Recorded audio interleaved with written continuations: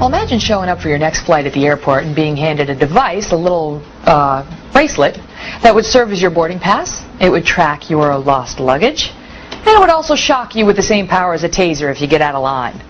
Well, a top official with the Department of Homeland Security has expressed interest in these so-called safety bracelets.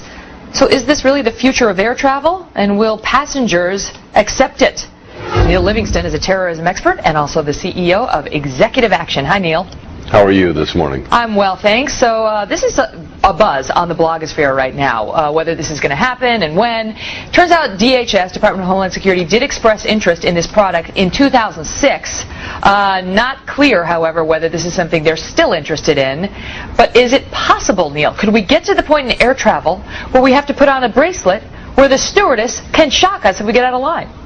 Well, I don't think that element of the shock part of the bracelet is going to be adopted, but I do think that there is some truth in this story. The Department of Homeland Security and our aviation security people are looking for better ways of tracking luggage and passengers in an airport. And what you may get is an RFID chip put into your ticket or maybe into a bracelet that you wear in the airport so that they can track you. It would also certain areas of the airport and set off an alarm if you went into an area that you shouldn't.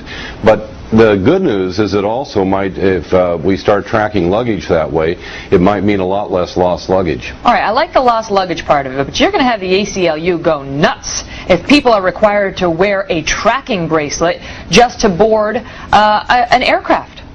Well, look, first of all, flying is not a right. It is a privilege. And so that's why we have the security that we have in airports today, and that's why you have to comply with it. And so ultimately, if we can find some way of doing this in an appropriate way, and this is kind of an exaggerated story. Yes, they did express an interest in this, apparently had a meeting with this one individual who has this one device. But if they ultimately ever do this, it's going to be quite different than what we're talking about today. And we may see, actually, these kinds of devices put on felons in order to get parole, people that are pedophiles so that they it sets off an alarm if they get too close to a school. We may see all sorts of applications of this down the road. Now, that doesn't sound too bad. I mean, you've got somebody who's literally under suspicion or having been convicted of doing something illegal. That's one thing. If you've just got people who are trying to get from Chicago to New York, it seems like it's another. But, you know, in a post 9/11 world, who's to say? Let me ask you, Neil, how would it work? So you get your little bracelet and you get out of line. How do they go about picking you and knowing which bracelet to shock, if you know? Well, again, I don't think there's going to be a shock element on it. I think that's going too far. But what they will be able to do is, let's say that they need to find you, and it may be just because you've fallen asleep and missed your flight. You always hear that paging in the airport for Mr. So-and-so, please come to your gate right now or we'll have to take off your luggage. Well, that's very inconvenient. It screws up security and so on.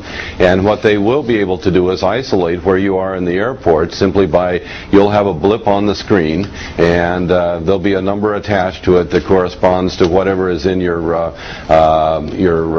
bracelet or in your ticket, and they'll be able to go find you. Well, it looks like, as you say, DHS will not purchase the bracelet for now, but when they expressed interest in it, let's make it clear. They said, we're interested in the immobilizing security bracelet and look forward to receiving a written proposal. They were looking for the stunner, one that can completely immobilize you for several minutes. However, they say now they've decided against it. So exactly. We'll see whether it comes back into the bloodstream. Neil, thanks so much for your insights on it.